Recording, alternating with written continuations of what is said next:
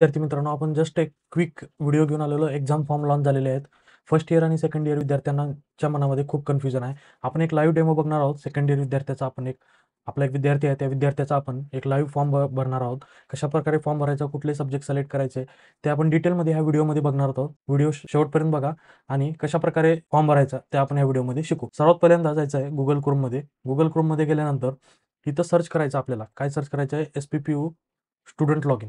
जेव्हा SPPU student log in येईल ना, इथे तुमचं लॉग इन पेज येईल. यामध्ये तुमचं लॉग इन करून घ्यायचं आहे. तुमचं ईमेल ID वरती आहे, मोबाईलवरती आहे, काय आहे, इथं पर्टिक्युलरली आपलं सेव्ह आहे. मी हे लॉग इन करून घेतोय. त्यानंतर कॅप्चा फिल करायचा आहे. त्यावरती फर्स्ट वेबसाईटवरती क्लिक करायचं आपल्याला. फर्स्ट वेबसाईटवरती क्लिक केल्यानंतर एक्झाम फॉर्म येईल. एक्झाम फॉर्ममध्ये आल्यानंतर इथं प्रोसीड करायचं आपल्याला.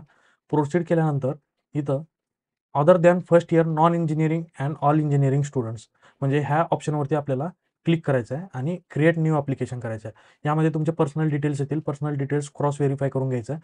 इथे ABCD ID वगैरे तुमची अपडेट केलेली आहे का चेक करा. नसेल तर करा. असं फर्स्ट इयरच्या विद्यार्थ्यांना कंपल्शन असतं की ABCD ID तुमची कंपल्सरी अपडेट करावं लागतं. ते व्यवस्थितरित्या तुम्ही अपडेट केला असाल, ज्यांचं केलं नाही त्यांनी ते अपडेट करून घ्या. त्यानंतर नेक्स्ट करायचं इथे. नेक्स्ट केल्यानंतर आता हे 4th सेमच्या विद्यार्थ्याचा फॉर्म आहे. तर ते 4th सेमचे सब्जेक्ट घेत आहोत आपण. तर बघा इथं सगळ्यात पहिल्यांदा जनरिक कोर असतं, म्हणजे जे कंपल्सरी टू ऑल असतं. तर ॲटो क्लिक आहे ते. ठीक आहे. त्यानंतर हे ॲडिशनल क्रेडिटचे सब्जेक्ट आहेत. ह्याला पण क्लिक करायचं.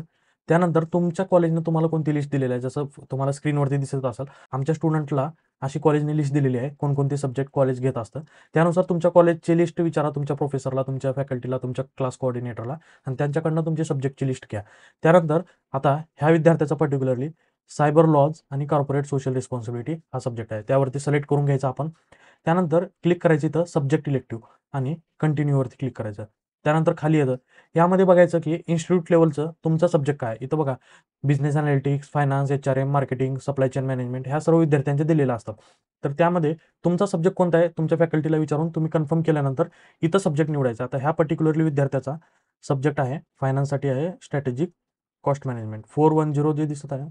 असं कधी कधी एक्झाम फॉर्म पण क्रॅश होऊ शकतो. परत जायचं तिथं प्रोसीड करायचं. आता इथे इनकम्प्लीट आहे ना, त्याला रिमूव्ह करायचं फॉर्मला. परत जायचं क्रिएट न्यू ॲप्लिकेशन, हे फॉर्म नेक्स्ट आणि परत इथं क्लिक करायचं. त्यानंतर इथं क्लिक केल्यानंतर सब्जेक्ट इलेक्टिव्ह क्लिक करा आणि नेक्स्ट क्लिक करा. यामध्ये आता 4th सेमिस्टर असल्यामुळे सिरीज 400 पासून चालू होती. 3rd सेमिस्टरची 300, सेकंड सेमिस्टरची 200 पासून सिरीज होती आणि फर्स्ट सेमिस्टरची 101 पासून सिरीज स्टार्ट होत असते. तर यामध्ये याचा सब्जेक्ट आहे स्ट्रॅटेजिक कॉस्ट मॅनेजमेंट एक आहे आणि rural and micro finance RMF हे एक सब्जेक्ट आहे. ठीक आहे. हे सब्जेक्ट क्रॉस व्हेरीफाय करून घ्या तुम्ही. मार्केटिंगचे असाल, कोणते असाल, त्यानंतर भरून घ्या इथे. आणि याच्यानंतर सब्जेक्ट कोर असतं. ते सब्जेक्ट कोरमध्ये तुमचे कोणते सब्जेक्ट आहेत ते बघा. इथं फायनान्शियल लॉज आहे विद्यार्थ्याचा आणि त्यानंतर current trends and cases in finance आहे. तर हे क्लिक करायचं आणि हे सर्व झाल्यानंतर क्रॉस व्हेरीफाय करायचं एकदा सर्व फॉर्म तुमचा. Okay subject okay. त्यानंतर खाली जायचं 2 सब्जेक्ट आणि सेव्ह अँड नेक्स्ट करायचं. तर इथे तुम्हाला फीस दिसते 2005. आता पर्टिक्युलरली ह्या विद्यार्थ्याला फीस लागत आहे. तर ओके करायचं. इथं प्रिव्ह्यूवरती एक वेळेस चेक करायचं. खाली घ्यायचं.